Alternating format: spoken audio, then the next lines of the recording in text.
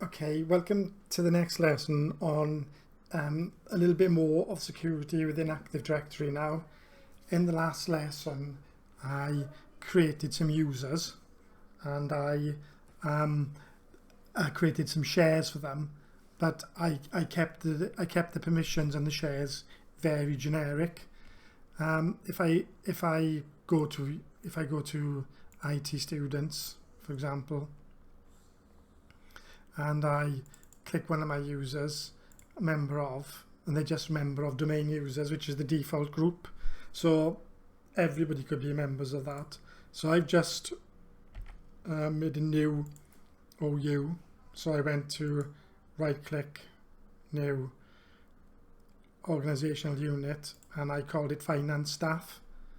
And in there I can make a new user.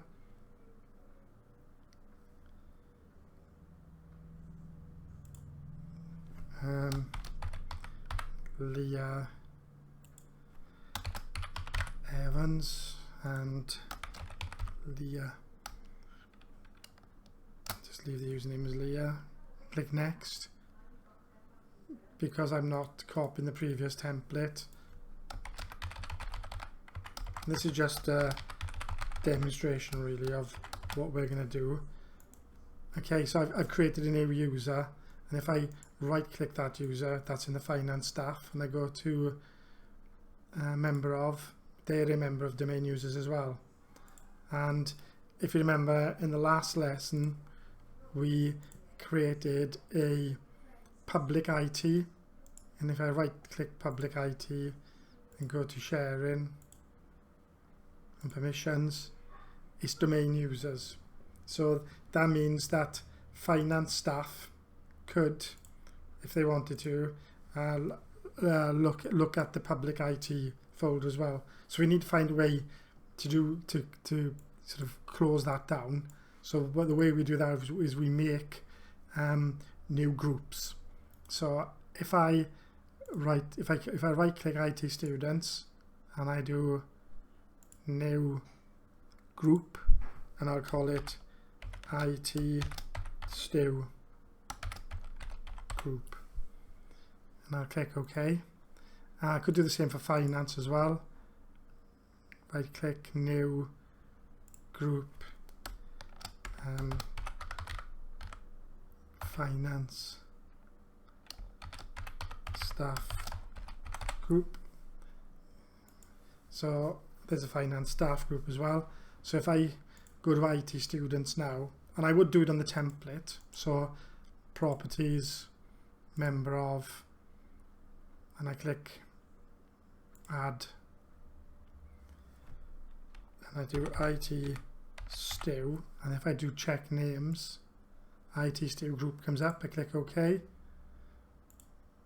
and so they're a member of domain users and IT students group now, so that's okay.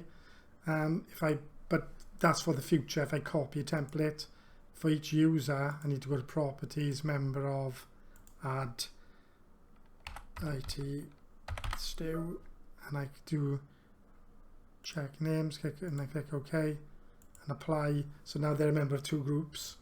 So now I go back to my folder, public IT, right click, properties, sharing, advanced sharing, and permissions, and I'll add IT Stu to search group and give them full control. And domain users, I can just untick it so they don't get any rights. Apply, and I click OK, and then it just gets rid of it because there's no rights. So now if I was to look at the permissions, I've only got IT Stu group. So OK, apply.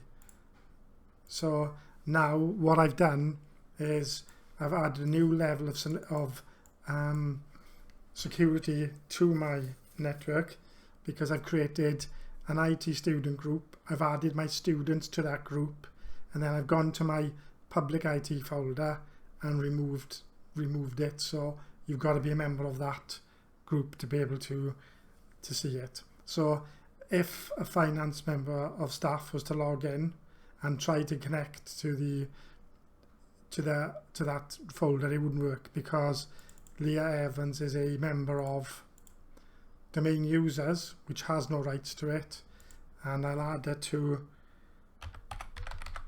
finance, and I'll just do a search staff group. So they're not a member of the IT student group. If I wanted this person in finance to have access to it, I'd have to add them. I'd have to add them to IT student group, and now they do have access, but I'll remove it. And that is how we tie permissions to folders and stuff down, by adding people to specific groups and creating shares into specific groups.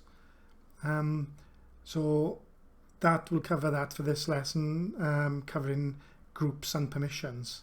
Thanks.